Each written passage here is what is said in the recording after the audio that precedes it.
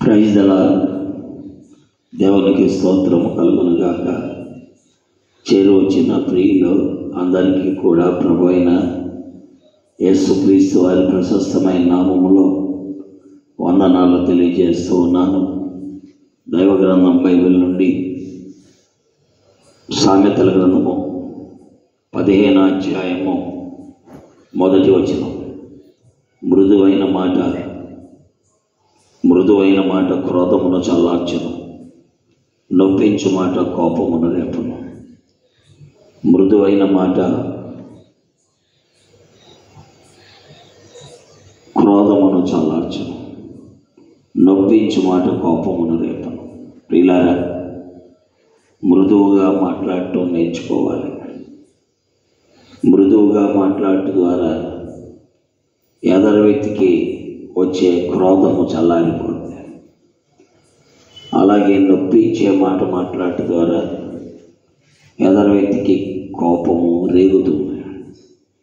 దైవ గ్రంథములో అపోస్తలుడైనటువంటి పౌలు యుకేనియాలో సువార్త ప్రకటిస్తున్నప్పుడు చాలామంది వచ్చి మరి వారికి ఎద్దులను తోలుకొచ్చారు, పూలదండలను తోలుకొచ్చారు.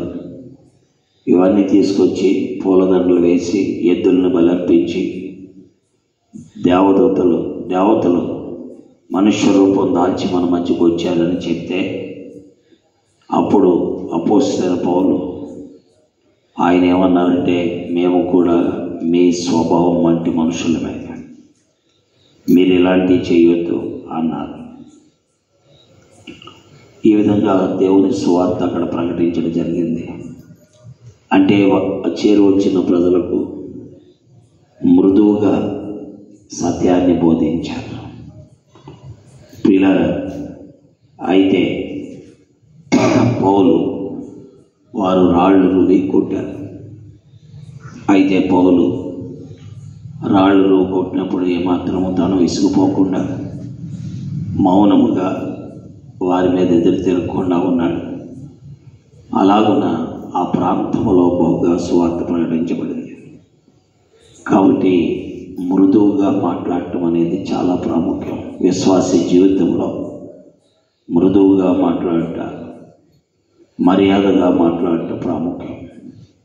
నొప్పించేటట్లుగా మాట్లాడకూడదు, దానివల్ల కోపం వస్తుంది. ఈ దినాల్లో తప్పు చేస్తున్నా మనం ఆ తప్పు అలా చేయకూడదు బాబు అన్నా సరే ప్రజలు కోప్పడుతున్నారు. గుడికి రాకపోతే ఎందుకు రావట్లేదంటే కోప్పడుతున్నారు. సండే స్కూల్కి రావట్లేదు ఎందుకు రావట్లేదంటే కోప్పడుతున్నారు. సండే స్కూల్లో కంటక వాక్యం ఎందుకు చెప్పలేదని అడిగితే కోప్పడుతున్నారు. అలాంటప్పుడు మనం మృదువుగా మాట్లాడి వారిని వదిలేయటం మంచిది. తద్వారా వారు నేర్చుకుంటారు, లేకపోతే నష్టపోతారు. వారికి మేలు కలగటాకే మనం ప్రశ్నిస్తున్నాం, కానీ దాన్ని వారు అపార్థం చేసుకునేటప్పుడు మనం దాన్ని విడిచిపెట్టడం మంచిది. ప్రియులారా, వాక్యం వింటున్న మన జీవితాల్లో మృదుత్వం చాలా ముఖ్యం. అలాగే దేవుని మహిమార్థమై మన మాటలు ఉండాలనేది కూడా దేవుడు చెప్తున్నాడు. వాక్యం వినే వారందరూ అలాగున దేవుని సత్యాలు నేర్చుకొని ముందుకు సాగిపోవడం ద్వారా దేవుని నామానికి మహిమ కలుగుతుంది. దేవుడి మాటలు దీవించుగాక. ప్రేమలు తండ్రి, వాక్యమును ముద్రించి వాక్యం వినే వారందరూ వారి బిడ్డల దగ్గర, పెద్దల దగ్గర, సమాజంలో మృదువుగా మాట్లాడటం నేర్చుకోవడం, అలాంటి మర్యాదతో కూడిన మృదుత్వంతో కూడిన మాటలు అలవర్చుకోవడం సహాయం చేయమని, మీరే మహిమ పొందమని, వాక్యమును ముద్రించమని, వినేవారికి మేలు చేయమని యేసు దివ్య నామములో స్తోత్రించి ప్రార్థిస్తున్నాం తండ్రి. ఆమేన్. Praise lord. దేవుడు మిమ్మల్ని దీవించుగాక.